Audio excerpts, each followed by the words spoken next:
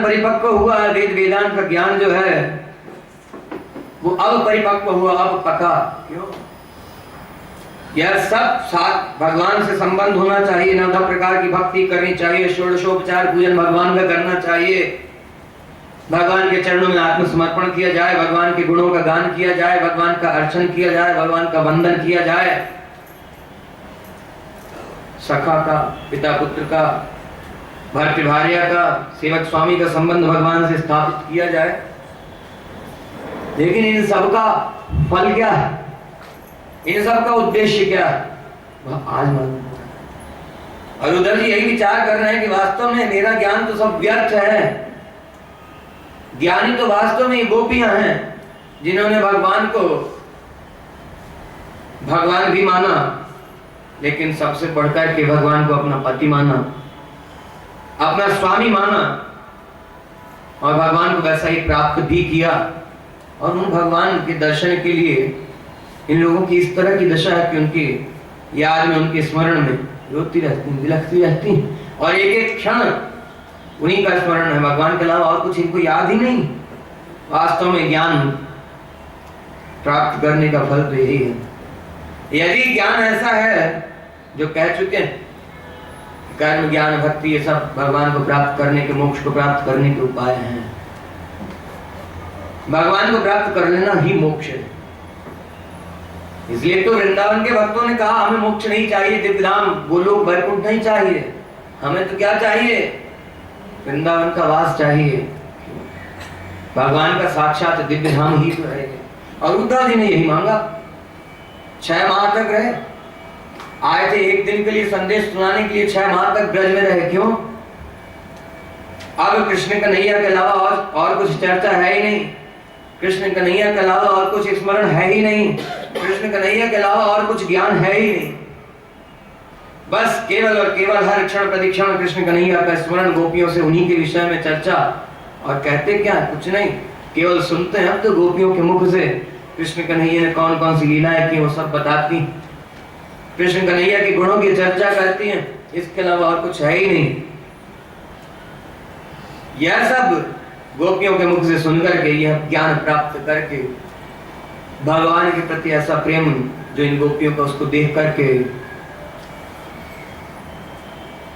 क्या सोच रहे हैं और क्या प्रार्थना कर रहे हैं? भगवान से नहीं मांगा कि हमको आपका दिव्यधाम मिल जाए, भगवान से ये भी नहीं मांगा कि हमको इन गोपियों की तरह आपकी कृपा प्राप्त हो, ये भी नहीं मांगा। क्या मांगा? आशा महो चरण रेणु जुषामहं त्यां वृंदावने किमपि गुल्मलतौषधीनां या दुस्त्यजं स्वजनमार्यपथं च हित्वा भेजुर्मुकुन्द पदवीं श्रुतिभिर्विनिज्ञाम्। वेद वेदांत उपनिषद इत्यादि भगवान की जिस तरह की भक्ति करने की शिक्षा दिया करते हैं, वह तो वास्तव में इनको प्राप्त है। और वेद वेदांत के ज्ञान का सार तो इन्हीं को प्राप्त हुआ। उद्धव जी चाह ये कर रहे हैं, आशा महो चरण रेण जुषामहं श्याम, इन गोपियों की चरण रज प्राप्त हुआ, इसलिए क्या मांगा? वृंदावने किमपि गुल्मलतौषधीनां, वृंदावन में कोई लता, कोई बेला, कोई वनस्पति बन जाए। औषधि मतलब वनस्पति, कोई वनस्पति बन जाए, कोई वृक्ष बन जाए। क्यों? इन गोपियों की चरण रज उड़ करके हमारे ऊपर पड़ती रहेगी, इन गोपियों का कृपा प्रसाद प्राप्त होता रहेगा, और इन गोपियों के कृपा प्रसाद से भगवान के चरणों में ऐसी प्रीति होगी जैसी इन गोपियों की। भगवान से नहीं मांगा, किससे मांगा? किससे मांगा? भगवान की इन प्रेयसी गोपियों से। मतलब इनकी चरण रज प्राप्त होगी तो बुद्धि निर्मल होगी, शुद्ध होगी, हृदय में वह भाव इनकी चरण रज पढ़ने से आएगा। क्यों? या तो इनका प्रसाद चाहिए ना, भगवान का प्रसाद नहीं, गोपियों का प्रसाद चाहिए। प्रसाद क्या चाहते हैं? कि इस तरह की भगवान से मिलने की इच्छा, भगवान को प्राप्त करने की इच्छा जो है वो इस दास को भी प्राप्त हो। इसलिए कैसी गोपियां? ज्ञातुस्तजन स्वजन हारे पथम च हित्वा, जिन्होंने अपने स्वजनों को त्याग दिया, लोक मर्यादाओं को त्याग दिया। जिन लोक मर्यादाओं के पीछे भगवान से दूर ही, भगवान से विमुख ही रह जाता है जी। सारी मर्यादाओं को त्याग करके, अपने सगे संबंधियों को त्याग करके, छोड़ करके भगवान के चरण शरण हो गई। ऐसे ही हुआ। कल रास के प्रसंग में सुना था आपने, याद है? भगवान ने जब रास रचाने के लिए बंसी बजाई तो सब कुछ छोड़ करके आ गई भगवान के पास। और फिर भगवान ने कहा लौट जाइए, तो लौट करके नहीं गई। ये तो रास रचाने के बाद ब्रह्मा की रात्रि से 6 माह तक भगवान ने रास किया। उसके बाद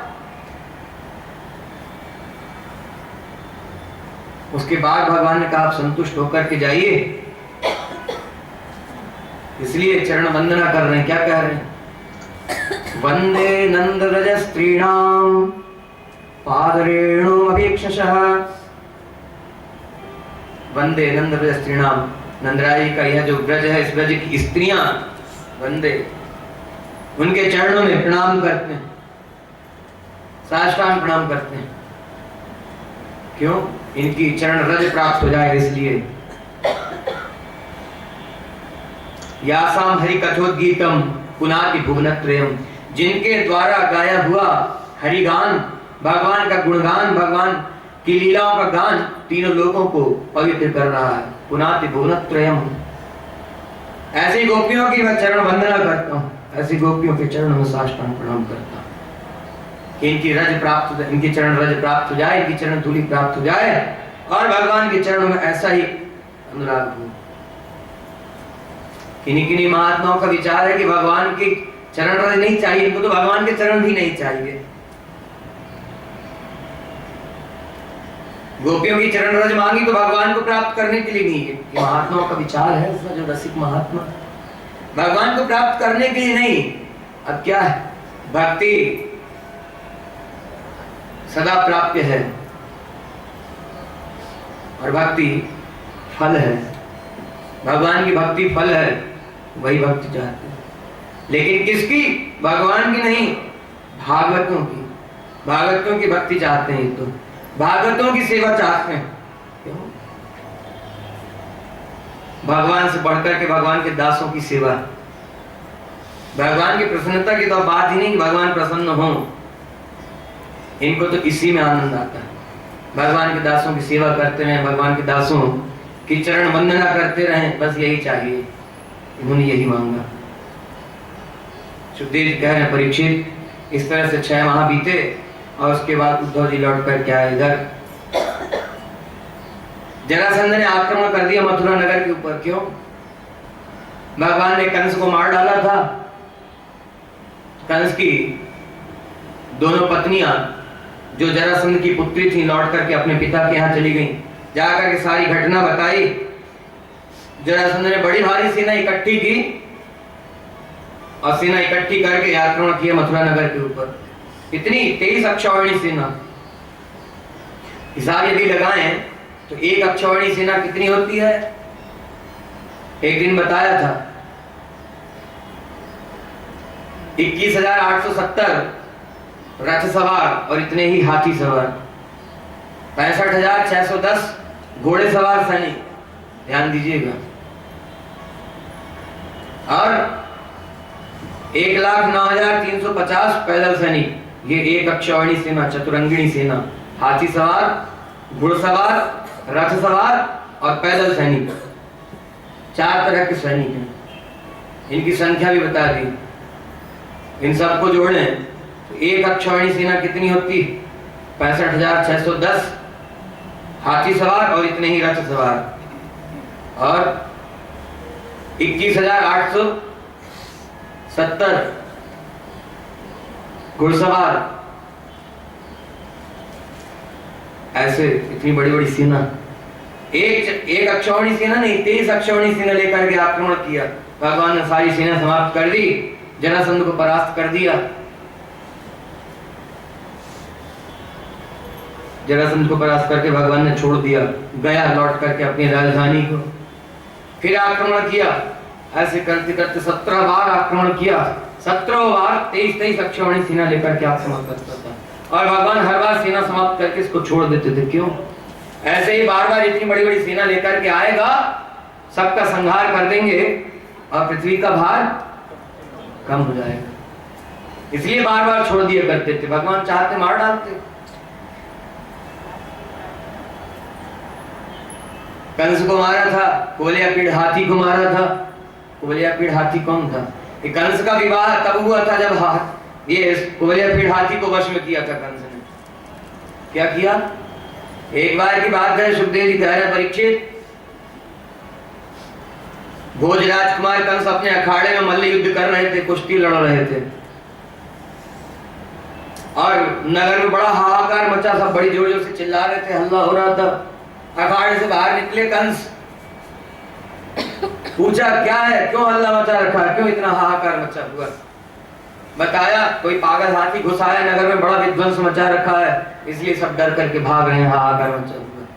कंस गया वहां पर, हाथी के सामने जाकर के खड़ा हो गया, किसी के रोक नहीं रहा था, बड़े बड़े हाथियों को लगा दिया उसको रोकने के लिए, तो नहीं रुक रहा था। कंस ने सूंड पकड़ करके उठाया, घुमा करके फेंक दिया, तो जाकर के कहां गिरा? मथुरा नगर से थोड़ी दूर पर महाराज जरासंध आए हुए थे, कहीं जा रहे थे, तो रास्ते में विश्राम करने के लिए शिविर लगा हुआ था मथुरा नगर के पास में। हाथी को घुमा करके फेंका तो जाकर के गिरा जरासंध के शिविर में, कैंप में, जरासंध के कैंप में गिरा जाकर के। जरासंध ने कहा अपने सेवकों को पता लगाओ, ऐसा वीर कौन है जिसने इस बड़े दुर्दांत हाथी को वश में करके यहाँ फेंक दिया है। क्यों? साधारण हाथी थोड़ी था, 1000 हाथियों की शक्ति थी। पता लगाया, भोज राजकुमार कंस की वीरता है ये। जरासंध ने अपनी दोनों कन्याओं का विवाह ये कंस से कर दिया और उपहार में लाखों हाथी घोड़े दिए, सोने के रथ, हीरे जवाहरात, हीरे मोती की मालाओं से सजी हुई सैकड़ों दासियां और साथ में ये कोलियापीड़ हाथी, ये भी उपहार में दिया था। भगवान ने कंस का भी वध कर दिया, कोलियापीड़ का भी वध कर दिया था। उसी का प्रतिशोध बदला लेना चाहता था। सुखदेव जी कह रहे परीक्षित, भगवान ने 17 बार इसको परास्त किया। इस तरह से भगवान की लीलाएं चल रही हैं। इधर भगवान अक्रूर जी के घर भी पधारे, उनको भी कहा था आपके घर आएंगे, भक्त उन्होंने निवेदन किया था। तो उस सुंदरी के घर भी पधारे, जो कुब्जा थी, भगवान ने जिसको कृपा करके सुंदरी बना दिया, उसके घर भी पधारे, उसको भी कृतार्थ किया, उससे सेवा ग्रहण की। क्यों? उद्धव जी इतने समय यहाँ रहे थे और इधर उद्धव जी लौट करके आए, सब समाचार भगवान को सुनाए, लेकिन ये सब क्रम चल रहा है। 17 बार आक्रमण किया, बार बार हरा दिया और वापस चला जाता था। सुखदेव जी कह रहे हैं परीक्षित, 18वीं बार फिर तेज अक्षौहिणी सेना तैयार की और आक्रमण कर दिया, और दूसरी दिशा से काल्यवन करोड़ों म्लेच्छों की सेना लेकर के आया मथुरा नगर पर आक्रमण करने के लिए। भगवान श्री कृष्ण ने विचार किया, बलदाऊ भैया से कहा, दाऊ जी ये एक तरफ से ये संकट आया हुआ है जरासंध, और दूसरी तरफ से काल्यवन आ रहा है, ऐसे में क्या किया जाए? भगवान ने कहा ऐसे में तो हमारी प्रजा के ऊपर संकट आ जाएगा, तो क्या करें? भगवान ने कहा ठीक है, काल्यवन से जाकर के हम निपटते हैं, आप इधर रक्षा कीजिएगा सब मथुरा वासियों की। और इधर सारी सेना तैयार थी, काल्यवन की मथुरा नगर के बाहर ही खड़ा हुआ था सेना लेकर के। भगवान निहत्थे बिना कोई अस्त्र शस्त्र लिए ही काल्यवन के सामने पहुंचे। काल्यवन ने कहा, अरे कृष्ण, सुना है बड़े शक्तिशाली, हमसे भी तो जरा युद्ध करो। भगवान उसके सामने से भाग दिए, जाकर के पहाड़ की गुफा में घुसे। भगवान ये पीछे पीछे भागता जा रहा था, आवाज लगा रहा, अरे कृष्ण, हमने सुना है बड़े शक्तिशाली, बड़े बड़े दैत्य राक्षसों को मारा, कंस को मार दिया, उसकी राजधानी छीन ली, चाणो मुष्टिक इत्यादि को मार दिया, अगासुर, बकासुर, तृणावर्त, शक्टासुर, प्रलंबासुर, धेनुकासुर, अरिष्टासुर, इतने बड़े बड़े दैत्य राक्षसों को मार डाला। कहा ये सब सही बात है या झूठा ही है? कहा रुको रुको ठहरो। लेकिन भगवान तो नहीं रुके। भगवान पर्वत के ऊपर चढ़े, गुफा में घुसे और भगवान ने अपना दुपट्टा उतार करके राजा मुचकुंद वहां सो रहे थे, उनको उड़ा दिया और भगवान अंदर भीतर घुस गए। कालियावन पहुंचा वहां पर, बोला अच्छा छल करने में शुरू से हमने सुना है बड़े छलिया हो और सबके साथ छल करते, यहां भी छल कर रहे हो, छल से काम नहीं चलेगा। और 1 लाख जवाब दी राजा मुचकुंद को। सुखदेव जी कह रहे हैं परीक्षित, जैसे ही राजा मुचकुंद की छाती पर लात मारी, राजा मुचकुंद उठ करके खड़े हुए, आंख खोल करके कालियावन को देखा और जल करके भस्म हो गया कालियावन। भगवान भीतर से निकल करके आए, भगवान तो जानते हैं लेकिन परिचय पूछा आप कौन हैं? बताया मैं राजा मुचकुंद हूं। भगवान से पूछा आप कौन हैं? देवताओं ने बताया था द्वापर में भगवान कृष्ण रूप में अवतरित होंगे, समझ तो रहे। पूछा आप वही भगवान हैं? भगवान मन मन मुस्कुराए, भगवान के चरणों में साष्टांग प्रणाम किया। भगवान ने सब कुछ पूछा, यहाँ कैसे निवास कर रहे हैं, इस गुफा में विश्राम कर रहे हैं। बताया मैं देवताओं की तरफ से युद्ध कर रहा था दैत्यों से, और दैत्यों को परास्त किया, देवताओं को विजय दिलाई। तो देवताओं ने वरदान दिया था। क्या वरदान दिया था? सुखदेव जी कह रहे हैं परीक्षित, दैत्यों के ऊपर विजय प्राप्त की थी, देवताओं ने कहा वरदान मांगो। क्या कहा? देवता बोलने लगे वरम ऋणीश भद्रम ते हृदय कैवल्य मध्यना। ध्यान दीजिएगा, एक एवेष्टरस्तस्य भगवान विष्णुरभ्य।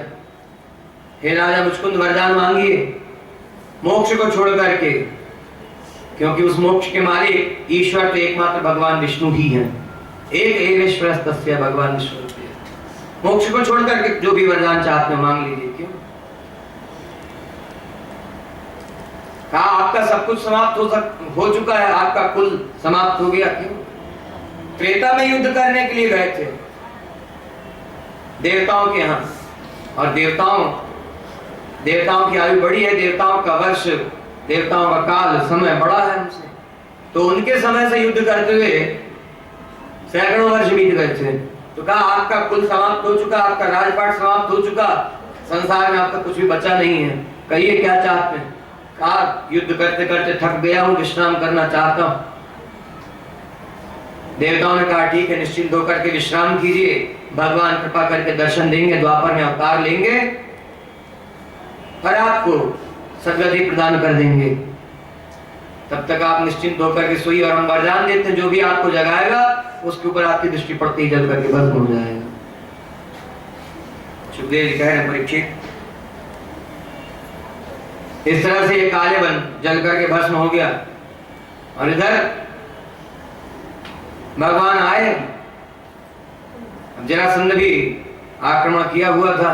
भगवान ने विश्वकर्मा को बुलाया, कहा हमारे यदुवंशियों के रहने के लिए ऐसी पुरी बनाइए, ऐसा नगर बनाइए जो विश्व में, सारे संसार भर में, अनंत अनंत ब्रह्मांडों में ना हो। विश्वकर्मा ने कहा प्रभु जैसी आपकी आज्ञा हो वैसा बनावे।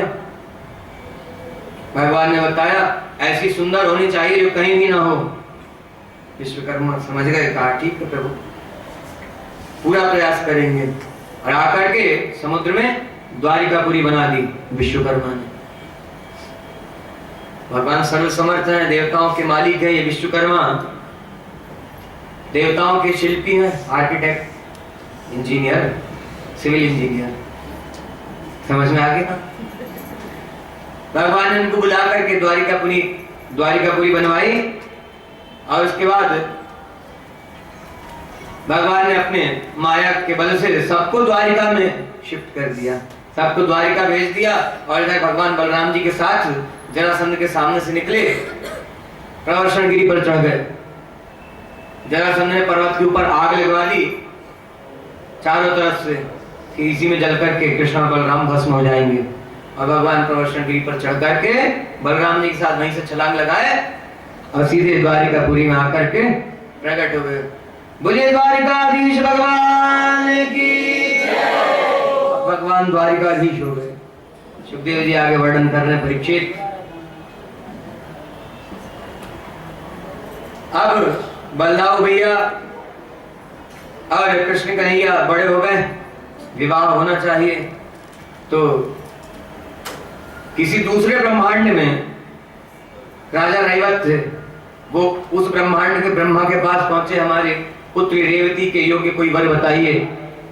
बता दिया, जिस ब्रह्मांड में 7वां मनवंतर चल रहा है, जिसमें भगवान अवतार लिए हुए, उस ब्रह्मांड में चले जाइए। भगवान के बड़े भाई के रूप में शेषी जी अपने अंश से अवतरित हुए हैं।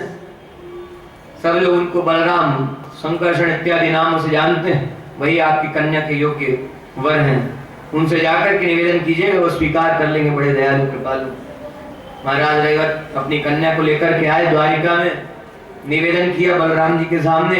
बलराम जी ने महाराज रैवत की कन्या रेवती को स्वीकार कर लिया और बड़े लाला श्री बलदाऊ भैया का विवाह संपन्न हुआ। चले अब है बारात में, ऐसे नहीं चलना है बारात में। तैयारी है ना पूरी बारात की?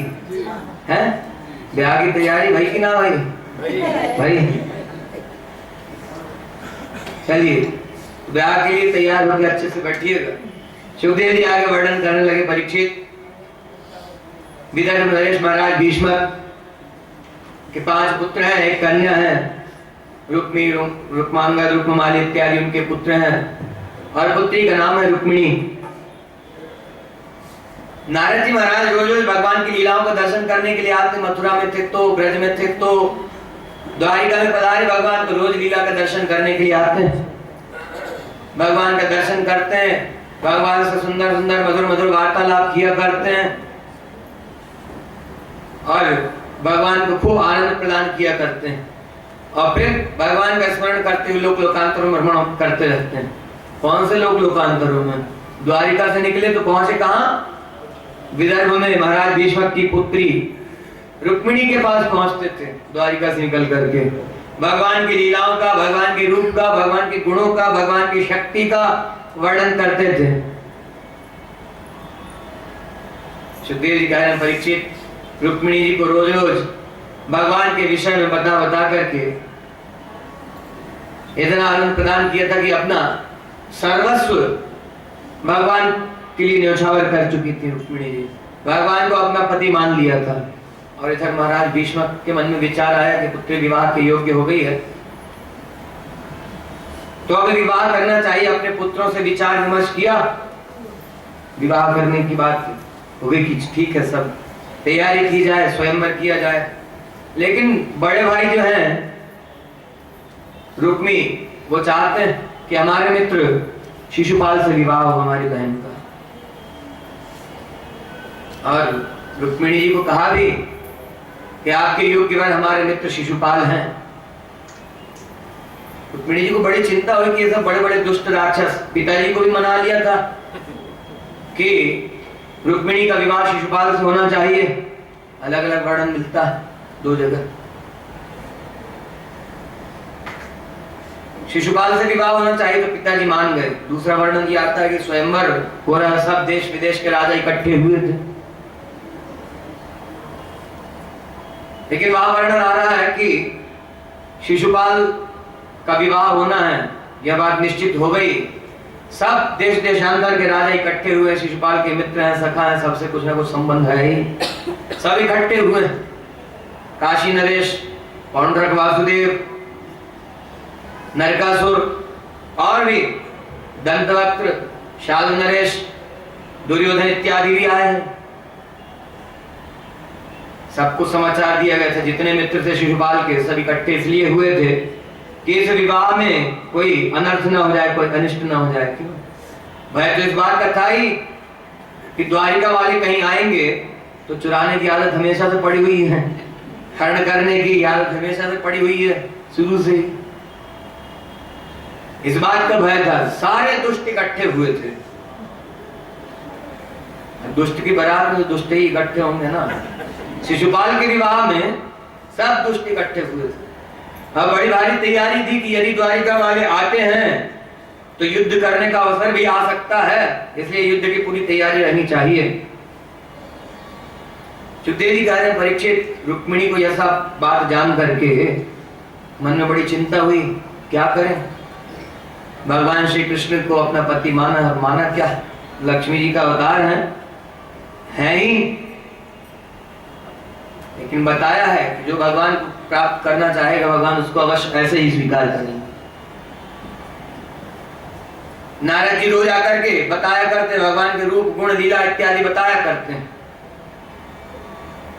रुक्मिणी जी सब कुछ भगवान के चरणों में न्यौछावर कर चुकी, आत्मसमर्पण कर चुकी। तब विचार आया कि भगवान से अपने अनन्य गतित्व का निवेदन करें, अर्थात यह दासी आपके चरणों में अपना सर्वस्व भार सौंप चुकी है, आपके चरणों में अपने आप को अर्पण कर चुकी है।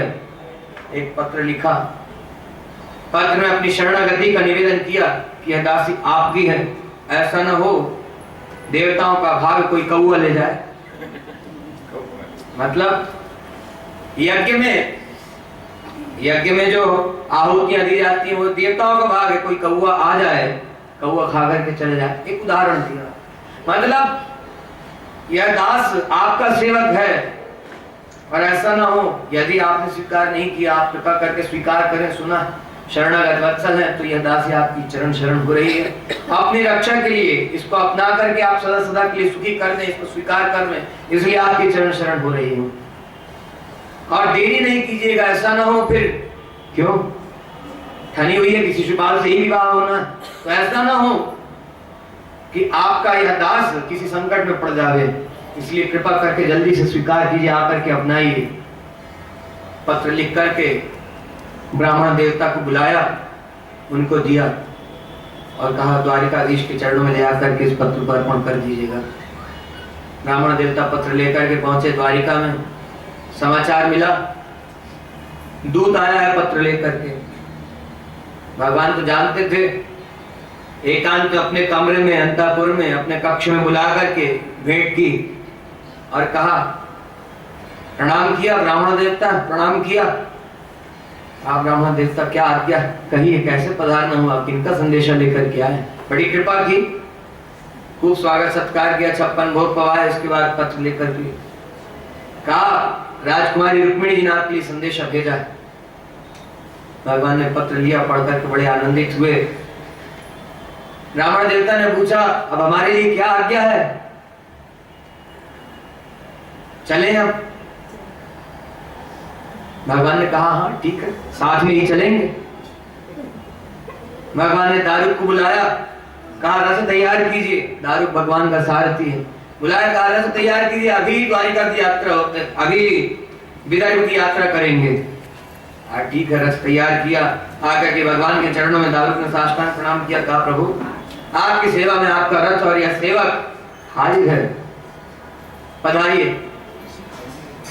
सुखदेव जी कह रहे हैं, परीक्षित भगवान ने ध्यान दीजिएगा, भगवान ने पहले ब्राह्मण देवता को रथ पर चढ़ाया, उसके बाद स्वयं रथ पर सवार हुए और रथ पर सवार होकर के चल दिए। गुरु का महत्व है, गुरु जीव का संबंध भगवान से कराता है, तो इसलिए भगवान गुरु का आदर करते हैं। इसीलिए कहा, गुरु गोविंद दो खड़े काके लागू पाए और गोविंद दियो बताए। इनकी शरणागति का, रुक्मिणी जी की शरणागति का निवेदन किसने किया, यह कार्य किसने किया, ब्राह्मण देवता गुरु है। सदा ही सम्माननीय है, भगवान ने भी सम्मान किया और लक्ष्मी जी भी सम्मान ही कर रही हैं, और हम लोग सब कुछ भूलते जा रहे हैं, है ना। गुरु का आदर सम्मान नहीं, ब्राह्मणों का अनादर अपमान, जबकि शास्त्र का नियम है ब्राह्मण कैसा भी हो, ब्राह्मण है उसका अनादर अपमान मत, उसके लिए कुछ करो मत, उसको कुछ भला ही मत दो। मन नहीं है, मन में दुर्भाव भरा हुआ है, मत करो उसके लिए कुछ, लेकिन कम से कम कुछ अनिष्ट तो मत करो, पाप तो मत करो कम से कम। और खुल करके अपमान कर रहे हैं, बड़ों का भी, ब्राह्मणों का भी, गुरु का भी। भगवान ने पहले ब्राह्मण देवता को चढ़ाया रथ पर, फिर